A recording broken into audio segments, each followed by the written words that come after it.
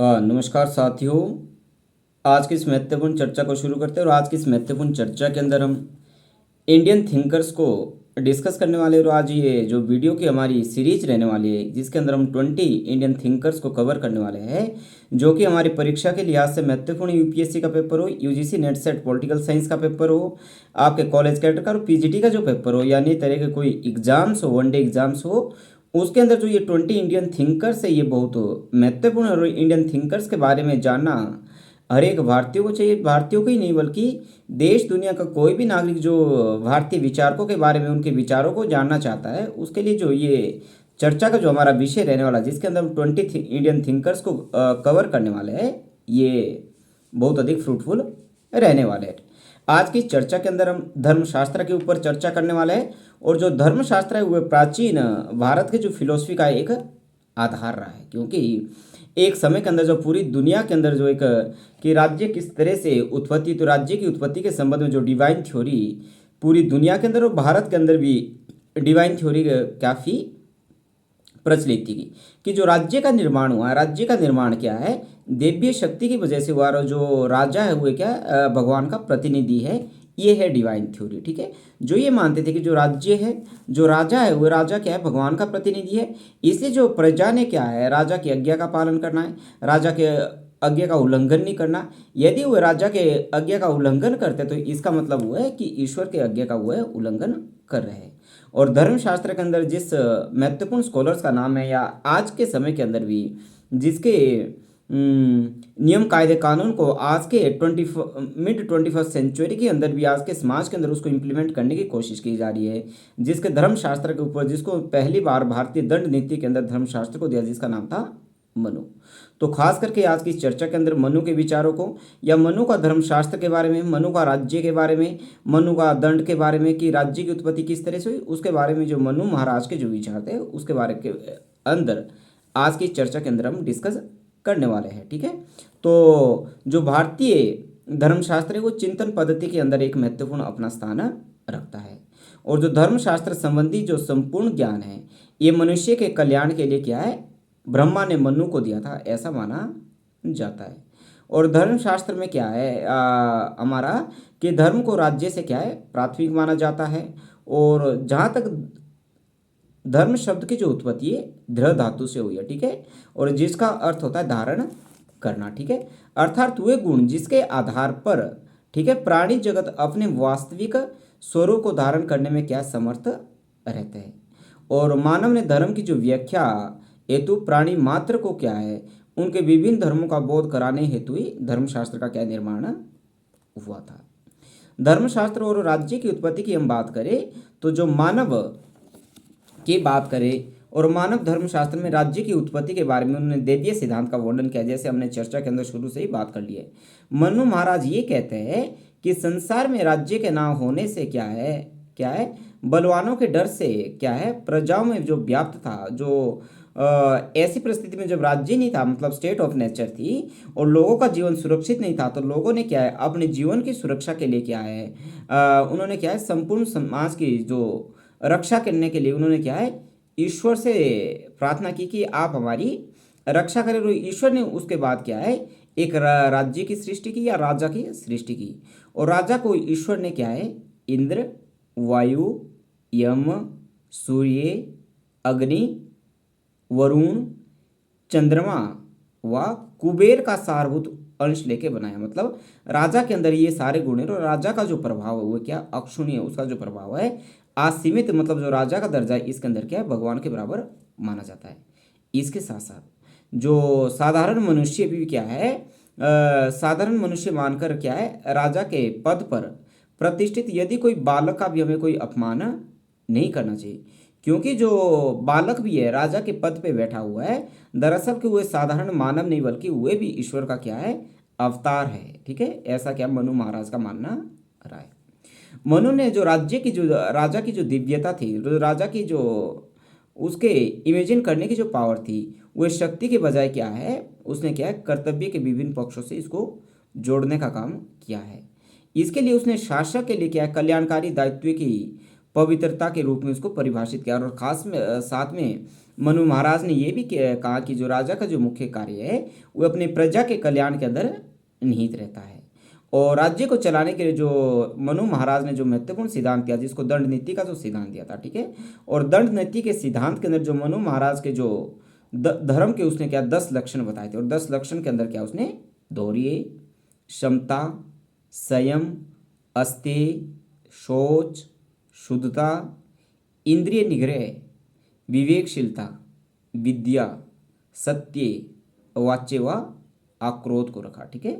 और धर्मशास्त्र का जो उद्देश्य था वह मानव के विभिन्न धर्मों की जो व्याख्या व शांति का पथ प्रदर्शन करना रहा था, ठीक है। और मनुष्य की जो आसुरीय जो प्रवृत्ति थी, ऐसी प्रवृत्ति जो मनुष्य के लिए नुकसानदायक साबित हो सकती है, ऐसी प्रवृत्तियों का क्या उन्होंने दमन करने के लिए क्या उन्होंने दंड नीति की आवश्यकता के ऊपर उन्होंने बल दिया था। और दंड का जो प्रयोग वो क्या है, साम्यक होना चाहिए, सही होना चाहिए। और दंड का जो सृजन है, दंड का सृजन क्या है, ये ईश्वर ने स्वयं क्या है, ऐसा मनु महाराज का मानना रहा। और दंड इसलिए दिया जाता है ताकि क्या धर्म की रक्षा की जा सके, ऐसा मनु महाराज का मानना रहा है। इसके साथ साथ जो मनु महाराज ने वह 4 प्रकार के दंडों की बात की थी, वाक दंड, दीर्घ दंड, अर्थदंड व भौतिक दंड। इसके साथ साथ राज्य की उत्पत्ति के संबंध में जो डिवाइन थ्योरी की बात है, तो राज्य का इसके साथ साथ क्या है, मनु महाराज ने राज्य का सप्तांग सिद्धांत है कि राज्य के जो महत्वपूर्ण 7 अंग रहते हैं। जैसे आज के समय के अंदर राज्य हम उसके कहते हैं जिसके पास 4 कंपोनेंट्स होते हैं। उसके पास फिक्स टेरिटरी होती है, पॉपुलेशन होती है, गवर्नमेंट होती है, सॉवरेनिटी होती है। परंतु मनु महाराज के द्वारा क्या है, राज्य के सप्तांग थ्योरी की बात की गई, ठीक है।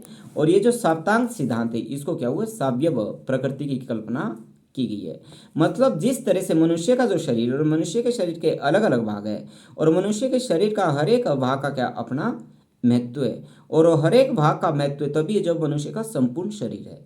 यदि कोई भाग मनुष्य के शरीर से अलग हो जाए तो उस भाग का कोई महत्व नहीं रह जाता, जब वो मनुष्य के भाग शरीर से क्या हो जाता है, अलग हो जाता है। इसी तरह आचार्य मनु ने ये कहा कि जो राज्य के 7 अंग है, और इन 7 अंगों का महत्व तभी है जबकि राज्य आपस में जुड़ा रहे। इसको उन्होंने 7 तत्वों के अंदर उन्होंने रखा है। स्वामी जिसको राजा बोला जाता है, अमात्य, मंत्री, पुर या दुर्ग, 4th के अंदर राष्ट्र, 5th के अंदर कोष, 6th के अंदर दंड, और 7th के अंदर मित्र को रखा है, ठीक है। और मनु महाराज ने साथ में ये भी कहा है कि ये जो सभी तत्व है ये आपस में जुड़े हुए, आपस में क्या है, निर्भर है। और इनमें से जो प्रत्येक तत्व है वो एक दूसरे के ऊपर क्या है, निर्भर है। और प्रत्येक जो राज्य के लिए ये आवश्यक है कि मनु ने क्या है, एक कल्याणकारी राज्य का क्या है, समर्थन किया है। इसके साथ साथ जहाँ मनु महाराज था वो राजा को असीमित अधिकार दे रहा था, वहाँ पे मनु महाराज ये भी कह रहा कि राजा का भी ये कर्तव्य है कि वो अपने प्रजा का क्या है, कल्याण करे, ठीक है। और उसके साथ साथ क्या उन्होंने अर्थव्यवस्था के ऊपर राज्य के नियंत्रण की भी बात की कि जो उत्पादन के संसाधन है या जो अर्थव्यवस्था उसके ऊपर राज्य का नियंत्रण होना चाहिए। और जो संपत्ति का प्रयोग है राजा ने क्या है, इस तरह से करना है ताकि राज्य का कल्याण हो या जनहित का कल्याण हो या ज़्यादा से ज़्यादा प्रजा का कल्याण हो, ऐसा मनु महाराज का मानना रहा है। यदि धर्मशास्त्र के सामाजिक विचार की हम बात करें, जो आचार्य मनु महाराज जी कहते हैं, तो मनु महाराज जी ये कह रहे हैं कि जो धर्मशास्त्र के अंदर उस समय के अंदर जो तत्कालीन वर्ण व्यवस्था का उन्होंने क्या समर्थन किया, ठीक है। जो 4 वर्णों की बात की जिसको क्या आज सबसे अधिक क्रिटिसाइज किया जाता है। यदि भारतीय पर्सपेक्टिव से, इंडियन पर्सपेक्टिव से हम उसको या उसको अप्रोच से देखें तो मनु महाराज की इस आधार पे आज के समय के अंदर बहुत उसको क्रिटिसाइज किया जाता है कि जिस हिसाब से उन्होंने समाज के अंदर 4 वर्णों की बात की है, परंतु जो 4 वर्ण थे ये पहले जाति के आधार पे थे नहीं थे, बल्कि कर्म के आधार पे थे या काम के आधार पे थे। और मनु महाराज ये भी कह रहा है कि राजा का जो मूल उद्देश्य है इस वर्ण व्यवस्था को बनाए रखना। यदि कोई इस वर्ण व्यवस्था को ओवरटेक या ओवर ब्रेक करने की कोशिश करता, तोड़ने की कोशिश करता, तो उस व्यक्ति को पनिश करना है जो कि वर्ण व्यवस्था को तोड़ने की कोशिश करता है।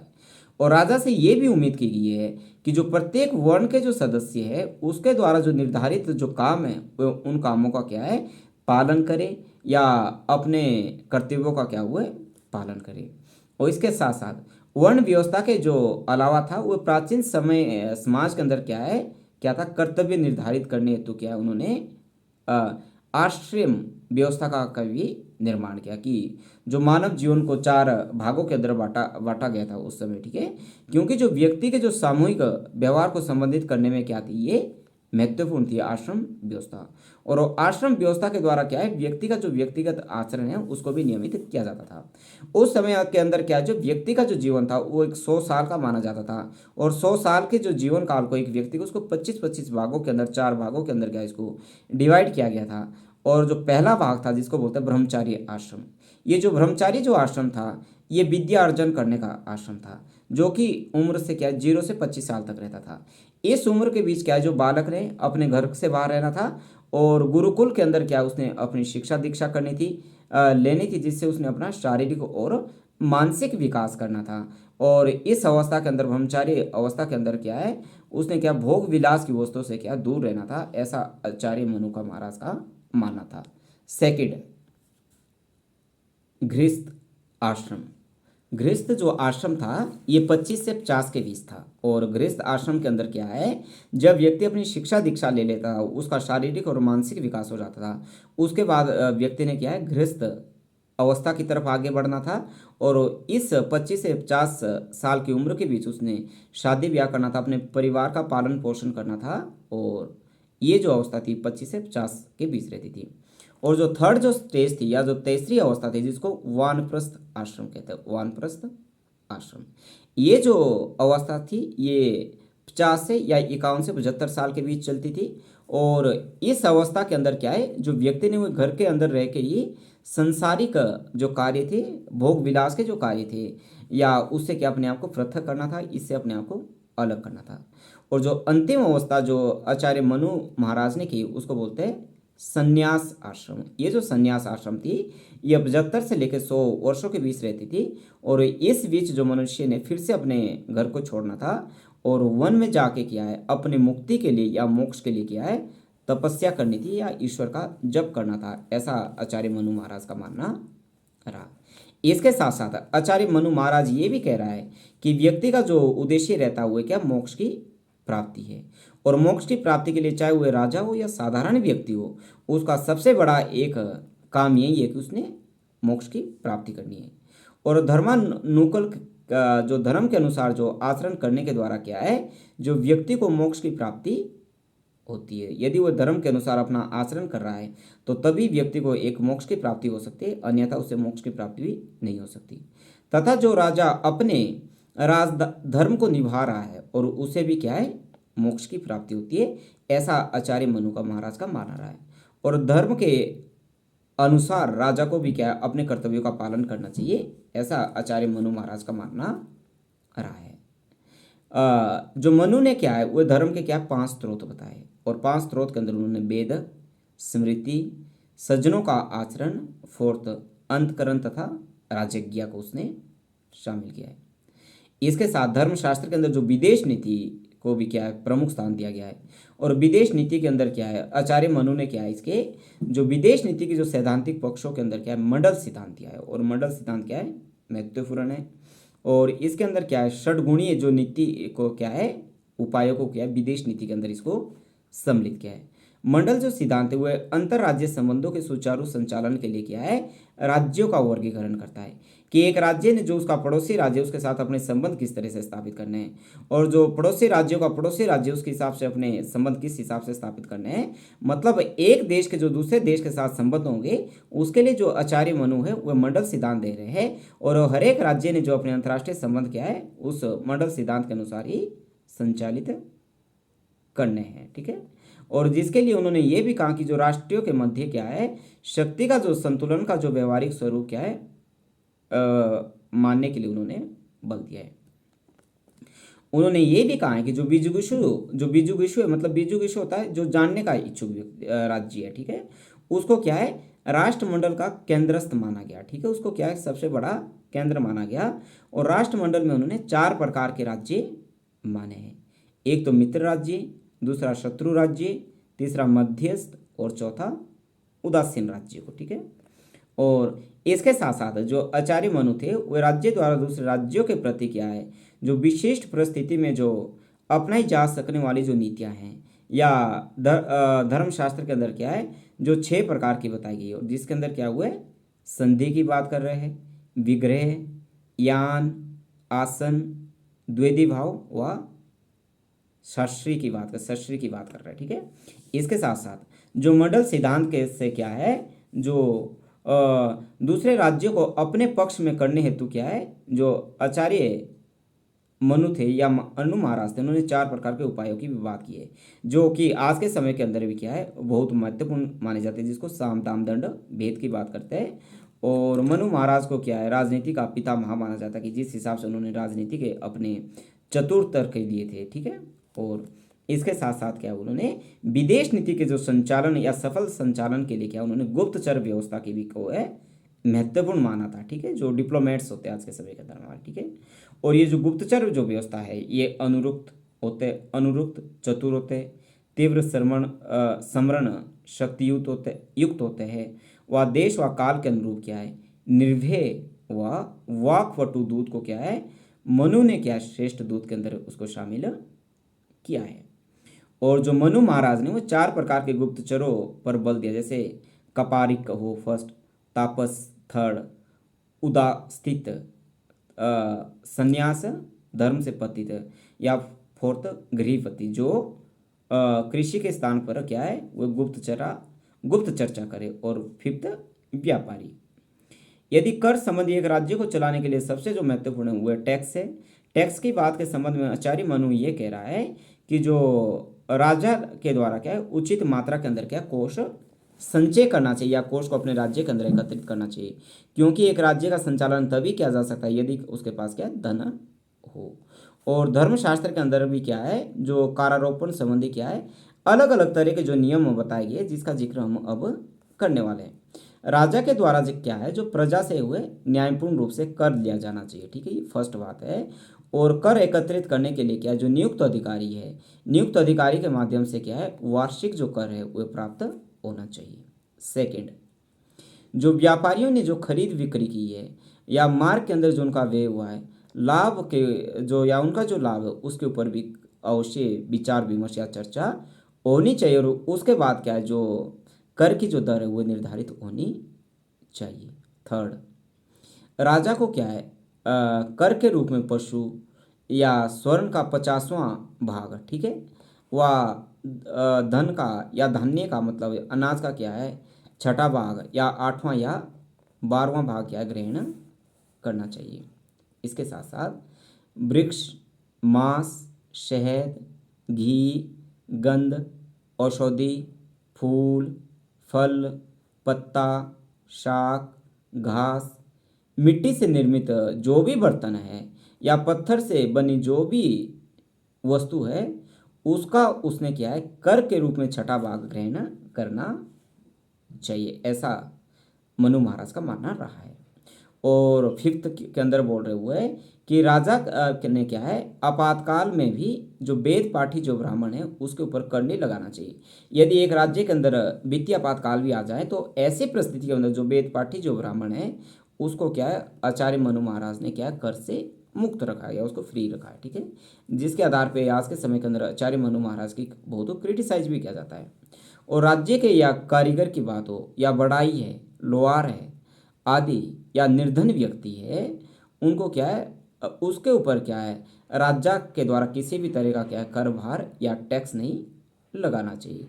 और इसके स्थान पर ही राजा ये कर सकता है कि इन व्यक्तियों से क्या है एक दिन का काम करवा सकता है, परंतु इन व्यक्तियों के ऊपर जो निर्धन प्रजा है या लोहार है, बढ़ाई है या मिस्त्री है या कारीगर है, उन व्यक्तियों के ऊपर टैक्स तो नहीं लगाना चाहिए, परंतु राजा क्या है यदि जरूरत हो तो उन व्यक्तियों से क्या शारीरिक श्रम करवा सकता है, ऐसा आचार्य मनु ने माना रहा है।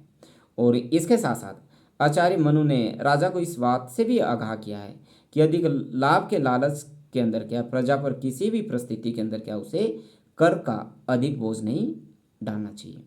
यदि आचार्य मनु की क्रिटिसाइज की बात करें तो आचार्य मनु महाराज का इस आधार पर क्रिटिसाइज किया है कि जिस हिसाब से उन्होंने वर्णों का विभाजन किया 4 भागों के अंदर, इसके आधार पे क्या है आचार्य मनु महाराज को बहुत अधिक क्रिटिसाइज किया गया है। सेकंड, आचार्य मनु महाराज ने क्या है अपने राज्य के सिद्धांत के अंदर या राज्य के जो राजा का ये अधिकार को क्या है, सर्वोपरि माना है। जनता के अधिकारों को उन्होंने महत्व नहीं दिए, बल्कि जनता को क्या है, अपने कर्तव्यों का पालन करना है। इसके आधार पर भी आज के समय के अंदर क्या है, मनु महाराज को क्या क्रिटिसाइज किया जाता है या उसकी आलोचना की जाती है।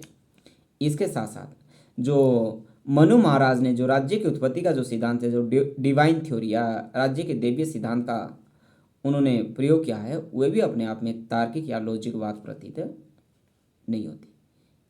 थर्ड फोर्थ आधार पर उनको क्रिटिसाइज किया जाता है कि जो आचार्य मनु महाराज ने वे व्यक्तियों के कर्तव्यों की तो बात की है, परंतु व्यक्तियों के अधिकारों की उन्होंने कहीं भी चर्चा नहीं की है।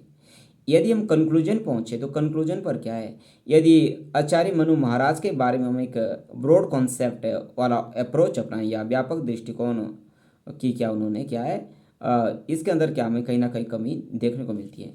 मनु महाराज क्या बोल रहे हैं कि राजा क्या धर्म के द्वारा क्या नियंत्रित होगा, राज्य भी क्या धर्म के अधीन ही रहेगा।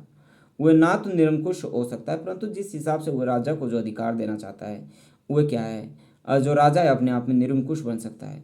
या इसके साथ साथ जो आचार्य मनु महाराज ने जो वर्ण व्यवस्था की जो बात की थी, जो ये जो वर्ण व्यवस्था थी ये जाति पे आधारित नहीं थी, बल्कि कर्म के आधार पे आधारित थी, या व्यक्ति जो भी कार्य करता था उसके आधार पे ये वर्णित थी। और यदि व्यक्ति अपना कार्य बदलता, अपना व्यवसाय बदलता, व्यवसाय बदलने के साथ साथ क्या है, उसका वर्ण व्यवस्था भी चेंज की जा सकती थी। ऐसा क्या है, आचार्य मनु महाराज का भी मानना रहा है।